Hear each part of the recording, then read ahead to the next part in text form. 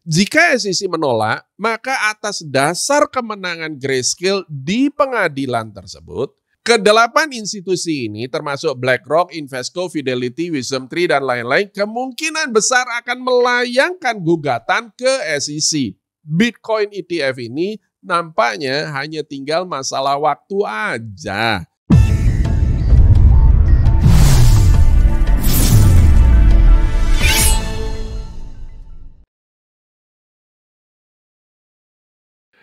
Grayscale Bitcoin Trust atau GBTC adalah sebuah produk keuangan yang dikeluarkan oleh Grayscale Investments, sebuah perusahaan manajemen aset kripto yang berbasis di Amerika Serikat.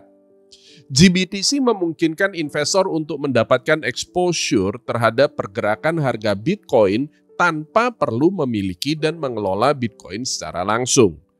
Perusahaan Grayscale Investment sendiri didirikan pada tahun 2013 oleh Digital Currency Group atau DCG, sebuah perusahaan yang fokus pada perkembangan ekosistem aset kripto yang didirikan oleh Barry Silbert, seorang pengusaha dan investor yang memiliki minat besar dalam aset kripto dan teknologi blockchain.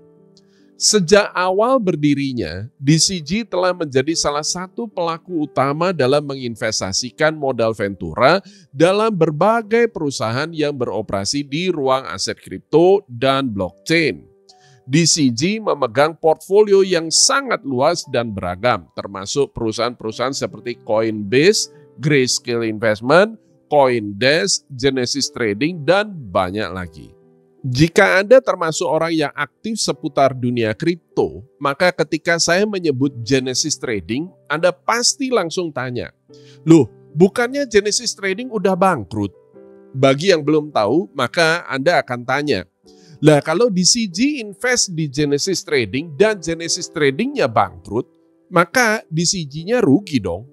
Ya jelas, dan ini semua juga ada hubungannya dengan Gemini, sebuah perusahaan crypto exchange yang didirikan oleh Cameron and Tyler Winklevoss alias The Winklevoss Twins.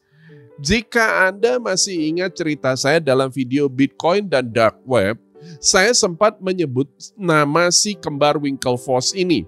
Jika Anda ketinggalan videonya, maka itu tandanya Anda belum subscribe di channel ini. Karena itu, biar tidak ketinggalan lagi, saran saya pastikan Anda sudah subscribe di channel ini, aktifkan tombol alertnya, dan jika Anda merasa video ini bermanfaat bagi Anda, mohon dukungannya dengan hit tombol like-nya. Oke, kembali ke Winklevoss Twins. Winklevoss yang saya sebutkan ini adalah orang yang sama dengan orang yang pertama kali memperkerjakan Mark Zuckerberg untuk membuat platform sosial media yang mereka beri nama The Harvard Connection. Pada saat itu, mereka memang kuliah di Harvard. Jika Anda nonton film Social Network, Anda akan paham sejarah lahirnya Facebook dan singkat cerita Winklevoss Twins ini kemudian menggugat Facebook atas pelanggaran hak cipta dan perjanjian kerja mereka dengan Mark Zuckerberg. Singkat cerita, di tahun 2008 Facebook akhirnya sepakat dengan membayar ganti rugi sebesar $20 juta tunai dan $45 juta dalam bentuk saham Facebook senilai $35,9 per lembarnya. Investasi ini kemudian berkembang dahsyat jadi sekitar 500 juta US dollar. Jika Anda jadi Winklevoss Twins, sempat kuliah di universitas top, kemudian punya ide brilian untuk bikin social network, dan tahu bahwa ide Anda ini kemudian dikembangkan oleh programmer yang Anda hire untuk bikin platform sosial medianya sendiri, dan booming, kemudian Anda gugat hak cipta dan menang, dan Anda sekarang punya $500 juta, maka apa yang akan Anda lakukan dengan uang itu?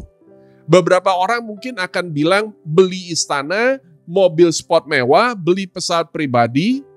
Kok saya jadi keinget dulu ada yang suka ngomong murah banget. Nah, akan tetapi Winklevoss Twins beda. Mereka butuh aktualisasi diri.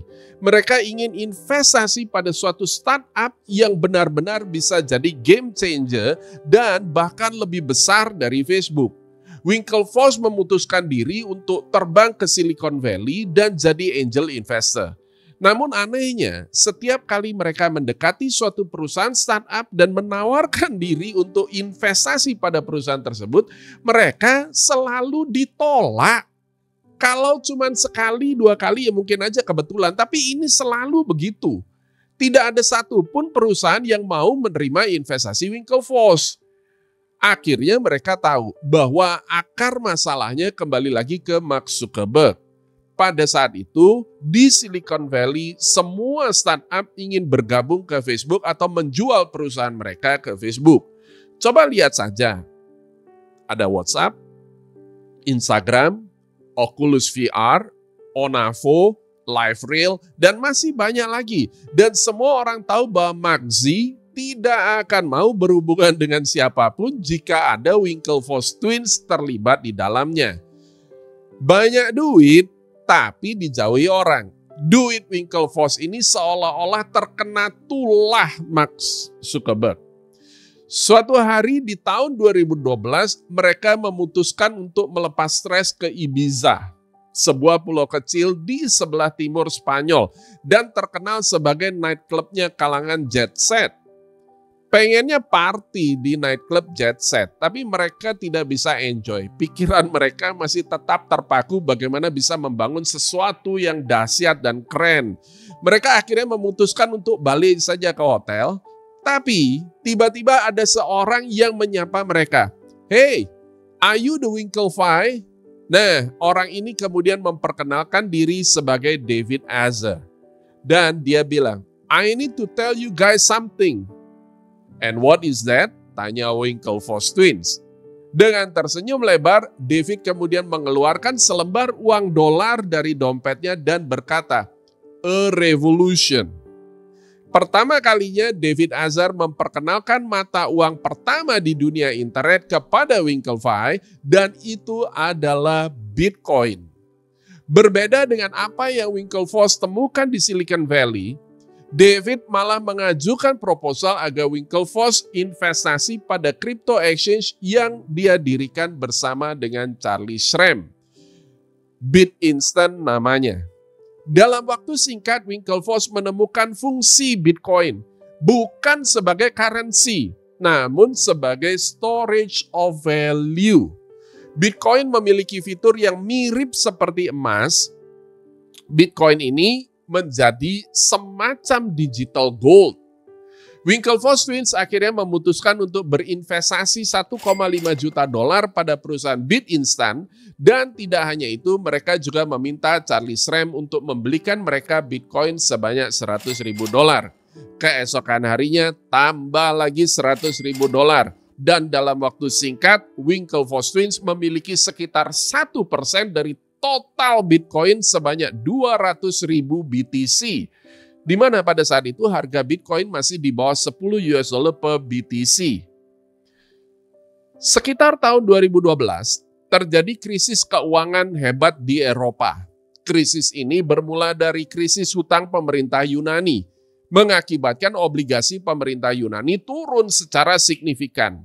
Hal ini merembet ke negara-negara Eropa lainnya, dan salah satu yang paling parah adalah Cyprus. Bank-bank di Cyprus banyak berinvestasi pada surat utang pemerintah Yunani, sehingga krisis utang Yunani ini berakibat kerugian signifikan pada bank-bank di Cyprus. Karena Cyprus adalah bagian dari European Union, maka ketika terjadi krisis keuangan, mereka tentu mohon bantuan likuiditas kepada bank sentralnya, dan dalam hal ini adalah ECB, European Central Bank. Akan tetapi harap diingat bahwa struktur ECB ini sangat berbeda dengan The Fed. ECB bertanggung jawab terhadap 19 negara yang termasuk dalam kawasan Eurozone.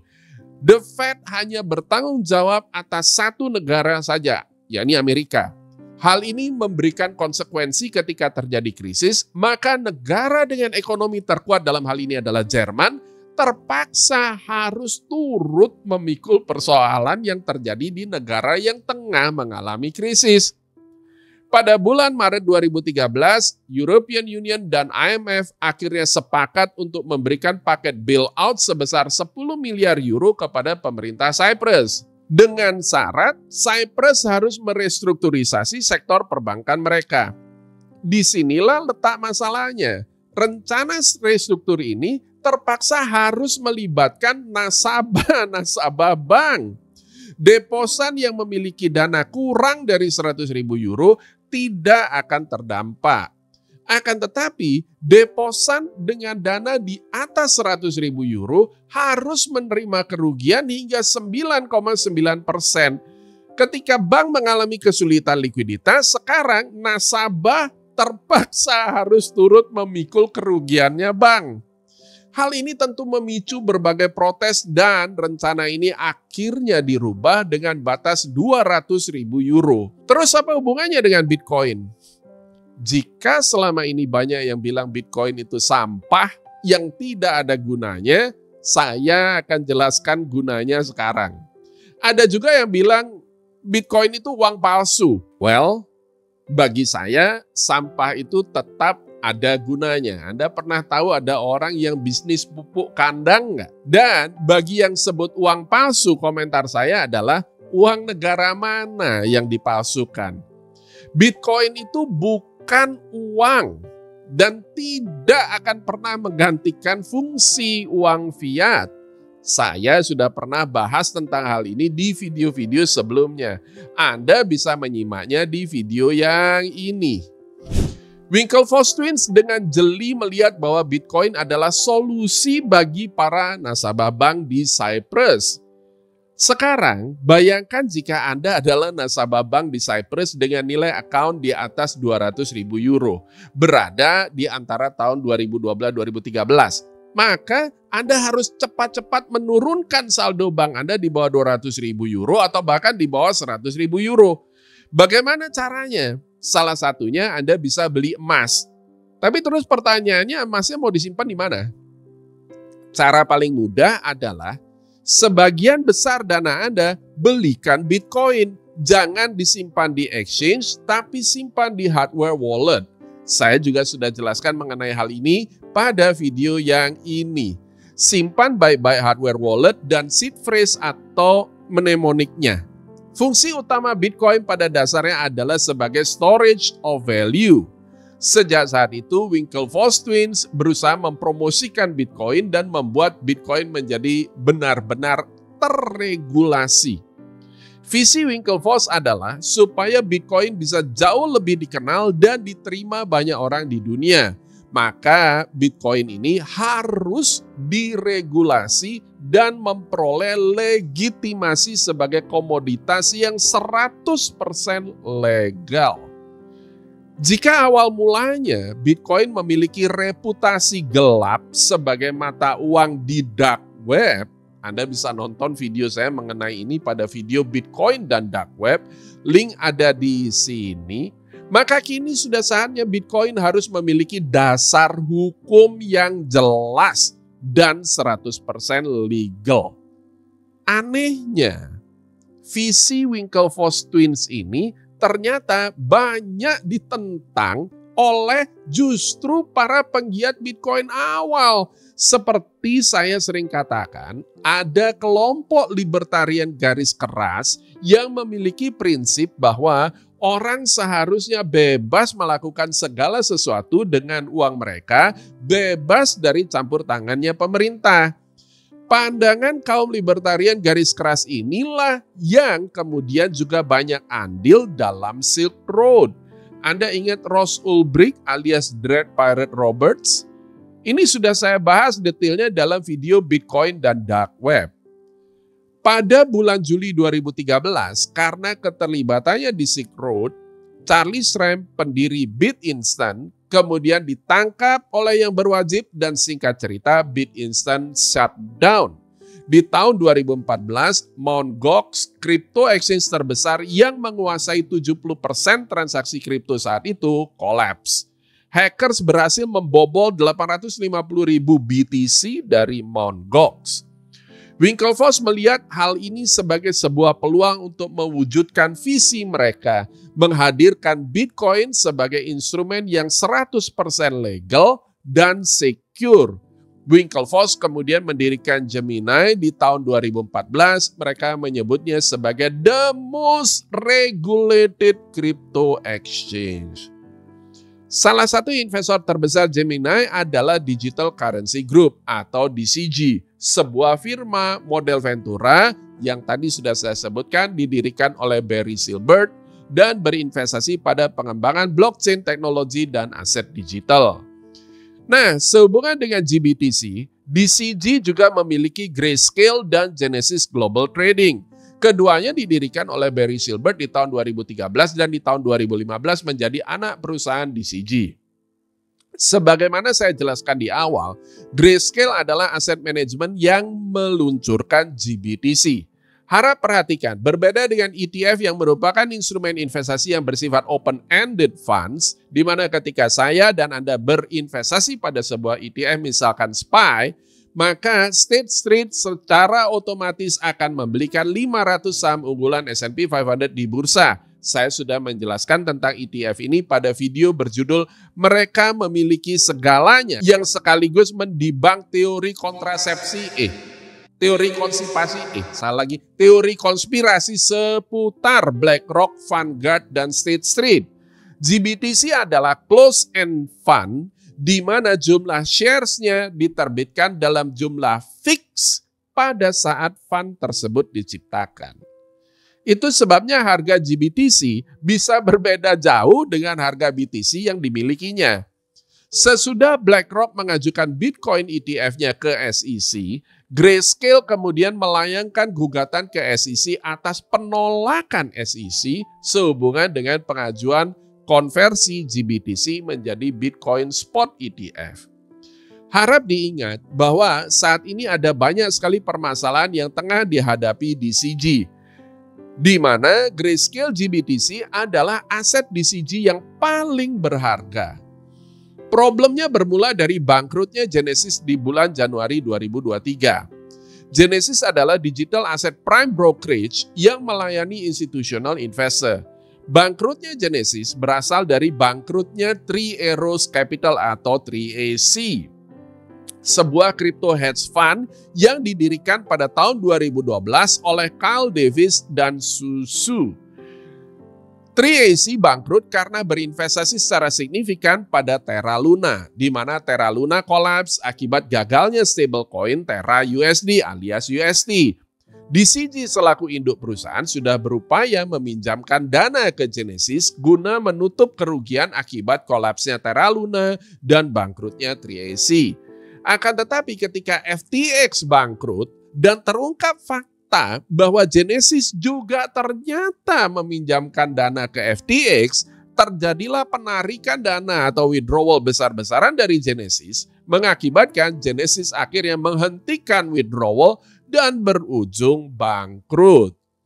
Efek domino hancurnya Terra Luna dari FTX, 3AC, dan Genesis ini tidak berhenti di situ saja.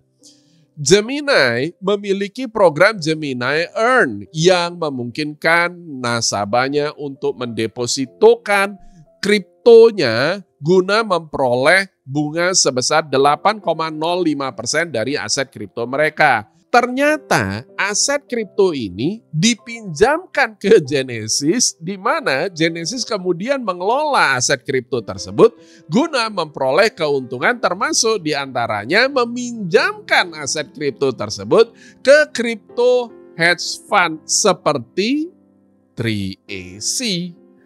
Total aset kripto nasabah Gemini yang nyangkut jadinya tidak kurang dari 900 juta US dollar, hampir 1 miliar.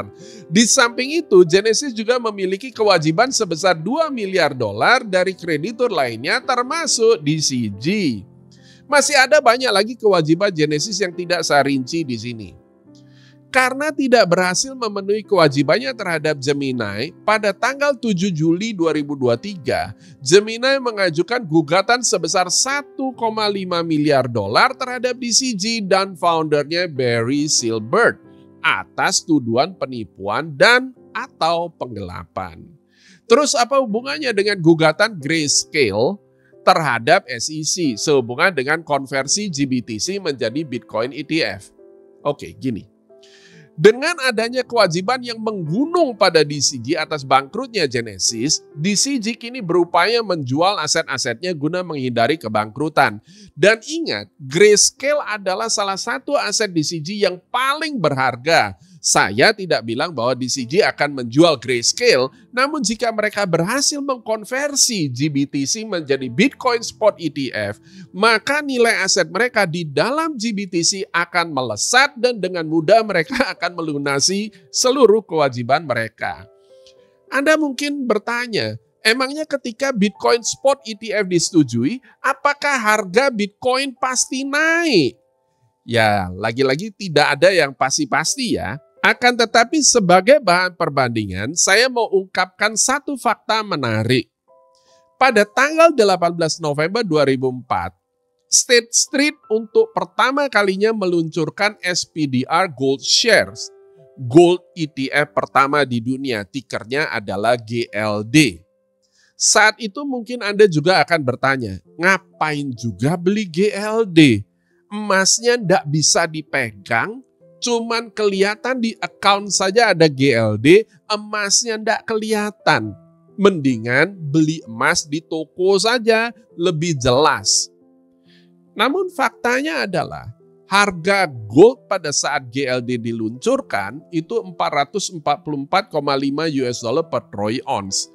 Tepat 10 tahun sesudah diluncurkan, gold diperdagangkan pada harga 1.275,5 US dollar per troy ounce.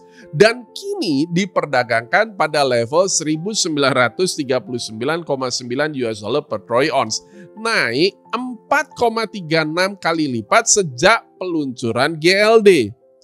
Pada saat diluncurkan, market cap GLD adalah 1 miliar US dollar. Dalam hanya 3 hari saja sejak peluncurannya, market cap GLD melesat jadi 2 miliar US dollar. Dan di akhir tahun 2004 sudah menembus 10 miliar US dollar. Sekarang total market cap GLD sudah menjadi 55,6 miliar US dollar. Pada tanggal 29 Agustus lalu, Hakim US Court of Appeal Circuit Naomi Rao memutuskan sebagai berikut. Supaya mudah, langsung saja saya terjemahkan ya. SEC baru-baru ini menyetujui perdagangan 2 Bitcoin Futures ETF di Bursa Nasional, namun menolak persetujuan Bitcoin ETF Grayscale.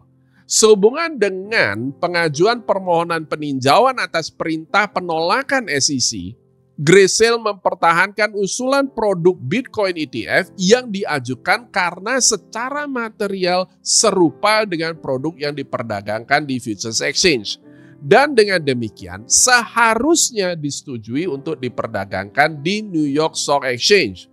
Sehubungan dengan itu, atas pengajuan tersebut, kami setuju penolakan terhadap proposal Grayscale tersebut telah bersifat sewenang-wenang dan tidak konsisten karena SEC tidak mampu menjelaskan perbedaan perlakuan terhadap produk yang sesungguhnya serupa. Oleh karena itu, kami memutuskan untuk mengabulkan petisi Grayscale dan membatalkan perintah SEC tersebut. Kendatipun SEC bisa mengajukan kasasi ke Supreme Court, namun putusan itu telah membuat SEC jadi terpojok. Dan pada hari itu Bitcoin langsung melesat naik 6,1%. Jangan lupa di belakang GBTC masih ada 8 Bitcoin ETF lain termasuk BlackRock, Fidelity, Invesco, WisdomTree, ARK Invest, Bitwise, FundX, dan Valkyrie. Yang deadline-nya semuanya ada di awal September ini. Akan tetapi 2 hari sesudah putusan tersebut, SEC memutuskan untuk menunda keputusan mereka selama 45 hari ke depan atas seluruh pengajuan Bitcoin ETF ini. Dan Bitcoin kembali turun menembus level di bawah 26.000. Namun sekedar informasi, penundaan ini ada batas waktunya ya. Dan itu adalah 240 hari kerja atau sekitar 6 bulan. Sekitar bulan Maret 2024. Dan jangan lupa April 2024 adalah Bitcoin halving kelima.